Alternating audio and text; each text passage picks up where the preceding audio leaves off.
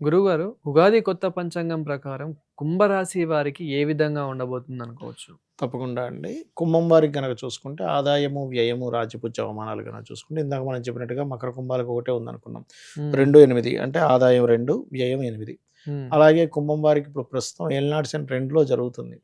So, ఏంటంటే వ్యయాధిపతి 2లో ఉన్నాడు. హ్మ్. అంటే వీళ్ళు ఆదాయం పెరగాలన్నా, వ్యయం తగ్గాలన్నా శనికే జేసుకోవాలి. ఓకే. అంటే ఏం చేయాలి? శనిగ్రహం దగ్గర దీపారాధన చేయడము, అభిషేకం చేసుకోవడము శనికి.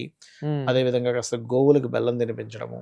ముఖ్యంగా ఏంటంటే శని కార్మికులకి, కర్షకులకి, పెద్దవాళ్ళకి కారకుడవుతాడు. హ్మ్. సో, వాళ్ళ బ్లెస్సింగ్స్ తీసుకోవాలి ఎప్పుడు కూడా శని ప్రభావం తగ్గాలంటే.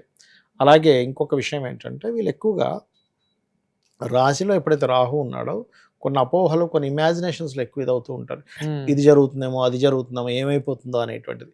ఆ యొక్క విషయంలో కొంత జాగ్రత్తగా ఉండాలి. మరియు రాజ్యపూజ్య అవమానాలు గనక చూసుకుంటే 4, 2గా ఉంది. సో, 4, 2గా ఉంది కాబట్టి కుంభం వారికి మెచ్చుకునే వాళ్ళ సంఖ్య ఎక్కువగానే ఉంది. హ్మ్. అవమానించే వాళ్ళ సంఖ్య తక్కువగానే ఉంది కాబట్టి పెద్ద పెద్ద ప్రాబ్లమ్ ఏం లేదు. అయితే వీళ్ళకి ఫైనాన్షియల్‌గా బాగా గ్రోత్ పెరగాలి, ఏలినాటి శని ప్రభావం కూడా తగ్గాలి అంటే ఓం ధర్మాధ్యక్ష, ధనాధ్యక్ష, ధనధాన్య వివర్ధిని నమః అనే మంత్రం ఒకటి హ్మ్. చేసుకోవాలి. అండ్ అలాగే కాస్త నువ్వులు దానంగా ఇవ్వడము. హ్మ్. కొన్ని విషయాలు ఎలా ఉంటాయంటే పంచమ స్థానంలో గురువు ఉన్నందుకు సంతానం విషయంలో అయితే చాలా బావుంటుంది. దానికేం ప్రాబ్లమ్ లేదు. అండ్ కాకపోతే వీళ్ళు వివాహ నిర్ణయాలు ఇప్పుడు వివాహం చేసుకుందాం అనుకుంటున్నారు. నవంబర్ వరకు పోస్ట్‌పోన్ చేసుకోవడం మంచిదని చెప్తాను నేనైతే. ఇంక తప్పదు.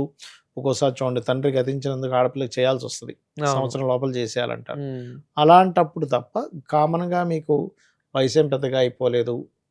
పెద్దగా ఇప్పుడేం పెద్దగా అవును. సంబంధం కూడా అంత ఇప్పుడెలా ఉంటుందంటే ఒక్కోసారి మంచి సంబంధం వస్తుంది. అరే! మంచి సంబంధం, ఇంత మంచి సంబంధం ఎట్లా వదులుకుంటాం? నవంబర్ దాకా ఎట్లా ఆపుతాం? ఆపితే పోద్ది గదా! అనిపిస్తది. అలాంటప్పుడు దట్ ఈస్ డిఫరెంట్ కేస్. అలాంటప్పుడు రెమెడీ కూడా చేసుకోవచ్చు. హ్మ్. రాహుకేతువుల దగ్గర దీపారాధన చేయడము, వీలైతే రాహుకి, కేతువుకి దానాలివ్వడము, జపాలు చేసుకోవడం చేసుకుంటే మంచిది. బట్ ఇవేమీ లేవు అనుకుంటే నవంబర్ వరకు ఈ సంవత్సరం వీళ్ళు వివాహం విషయంలో డెసిషన్స్ తీసుకోకపోవడమే మంచిది. ఎందుకంటే లగ్న సప్తమాల్లో గ్రహణాలు పట్టాయి. హ్మ్. మరొక విషయం ఏంటంటే, ఇక్కడ రాహుకేతువులున్నారు. So, okay. ఈ పార్ట్నర్‌షిప్స్ అనుకోండి, వివాహం విషయాలనుకోండి, ఈ జాగ్రత్తలు ఖచ్చితంగా తీసుకోవాలి. అలాగే కుంభం వారికి జూన్ నుంచి ఈ బ్యాంకింగ్ సెక్టార్సు, హ్మ్. ట్రాన్స్‌పోర్ట్ రిలేటెడు, ఈ డిపార్ట్‌మెంట్‌లో ఉండేటువంటి వారికి, డిపార్ట్‌మెంట్స్‌లోనే జాబ్స్ సంపాదించుదాం అనుకునేటువంటి వారికి చాలా బావుంది. మైనింగ్ రిలేటెడ్ రంగాల్లో ఉండేటువంటి వారికి కూడా బావుంటుంది.